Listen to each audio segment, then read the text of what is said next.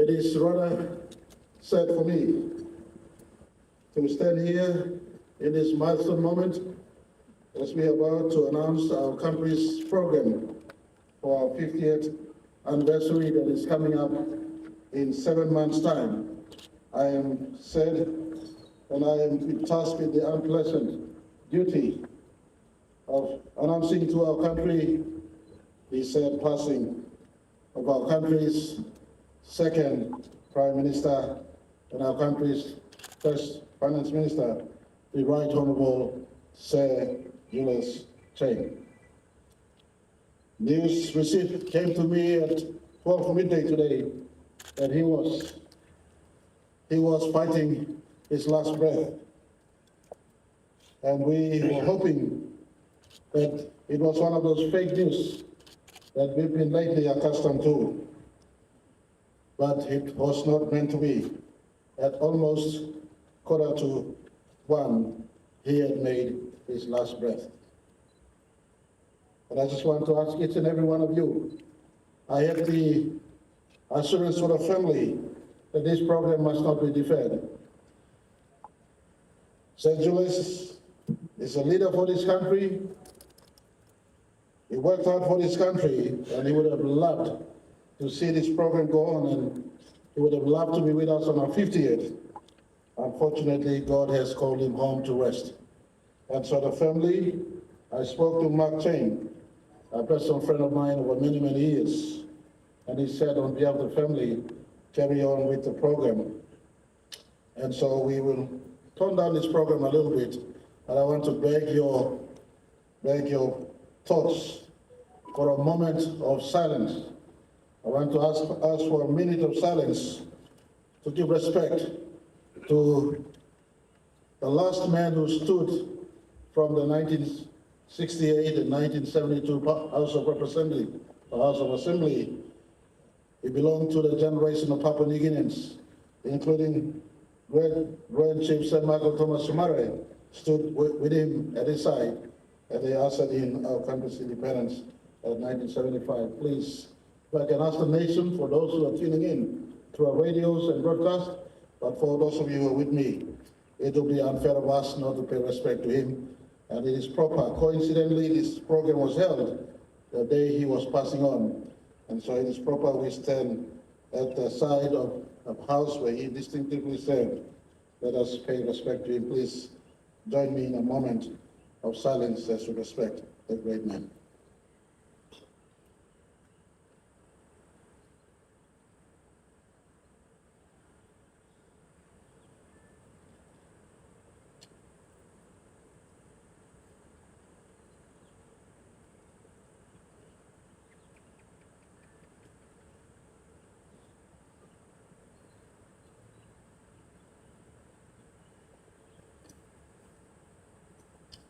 Thank you very much.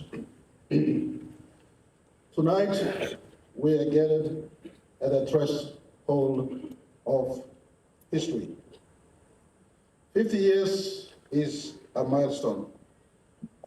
Who would have thought 50 years ago, the fathers and the mothers of our country, they dared to dream big. They dreamt of a united country amidst diversity we had. They dreamt of a people charting their own destiny. They dreamt of a country that is sovereign. And in 1975, though young, mostly not equipped with university degrees that we have today, they came together and forged the most diverse nation on the face of planet Earth into one sovereignty we have today.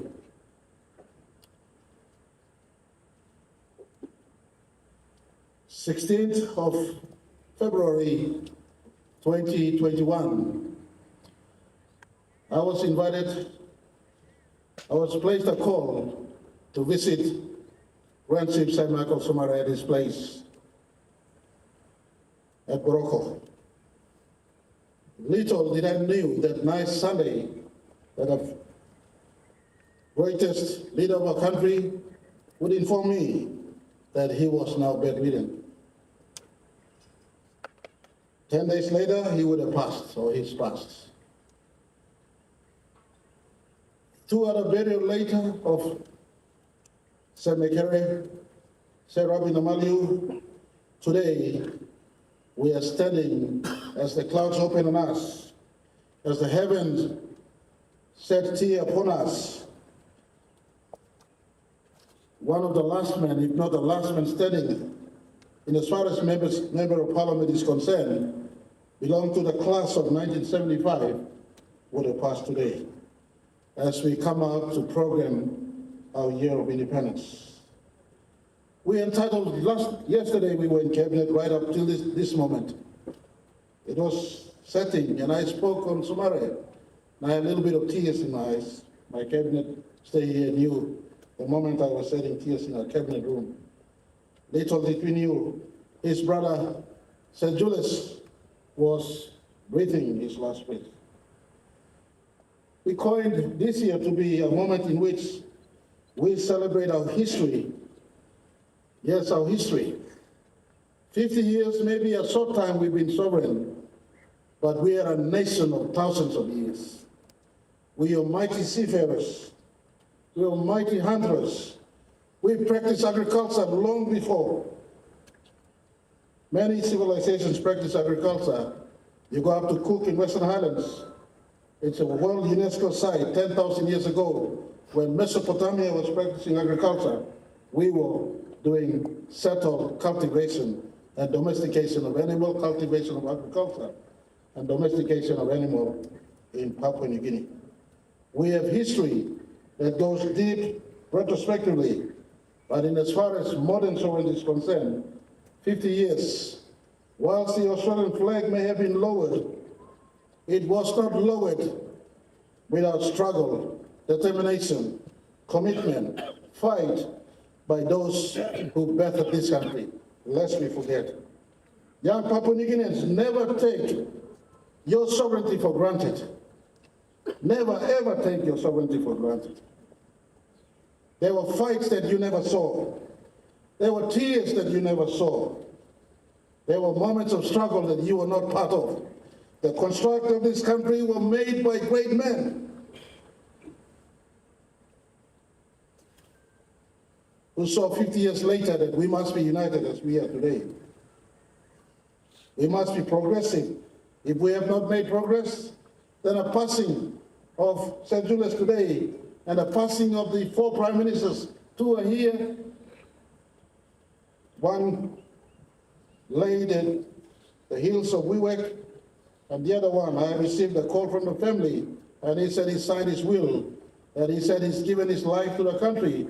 He must live his eternity out in the place where he was conceived and birthed. He's a great man. For passing on, and I ask all of us standing here today, what is it that you must do for your country? I do not need to read much. I do not need to speak much. They have passed on this country to us, and it is our business, as sure as they pass it on to us, it is our business to pass on a united, possibly progressive nation into the future. We must, that is our duty. Our economy must grow. No child must be left behind. Everyone must have access to modern health care. And everyone must respect each other. Those were the dreams of Sir Julius. Those were the dreams of Sir Michael. Those were the dreams of Sir Marape, Sir Rabi, Sir Charles Lapani, for those who were not elected, Sir Paul Songo, and needless to name, many, many of those who went before us, lying now scattered throughout the length and breadth of this beautiful country that is so diverse, yet the unity that we must continue to maintain. Their spirits cry out from the graves that generation today must not squander the opportunity for us to construct a better future for this country. In a few weeks' time, we will celebrate or commemorate the passing of our greatest great-grand Chief Sir Michael Thomas Marape. I ask all of you to come again. We will look back into the history of our country from then up to today. As we ponder in between now to the 26th of February, I ask all of us tuning in far and wide in the suburbs of Port Moresby, in the towns of our country, in the hinterlands, in the valleys, in the islands, in the coastal areas. What is it that you must do to appreciate those who forged this unity and went before us? What is it? John F. K. once told his country, ask not what your country can do for you, but what you can do for your country. It is not a hard ask. It is an easy ask. What you can do for your country. The country is not abstract. It's not a concept, but it is a living organ, a body that stands to call for those of us who serve better, bigger, 100% commitment to the cause. And I ask all of us today, this country deserves our total focus, because he will not resurrect Marape, St. Julius, Yamaiki, Mekere, Bill Skate, St. Charles Lapani. The name goes on. This will not come back to life. It is now you and me, our business. I want to conclude. Greek philosophers say this: our society grows great when old men plant trees who say they shall never sit under. Our society grows great when old men plant trees who said they shall never sit under. Ask all of us this year, as we go to commemorate our fathers of our nation, mothers of our nation, on 26th of February, and as we take our nation through for national repentance on the month of August, prayer, healing, and repentance, until we come up to August 30th, where PNG and Bougainville must say sorry to each other on the scar that is forever an indelible mark to our young nation. We prepare our mind to take and enter into our Independence Month, so that that moment can catapult us into a better nation, a loving nation, a forgiving nation, a nation that serves others greater than service to themselves.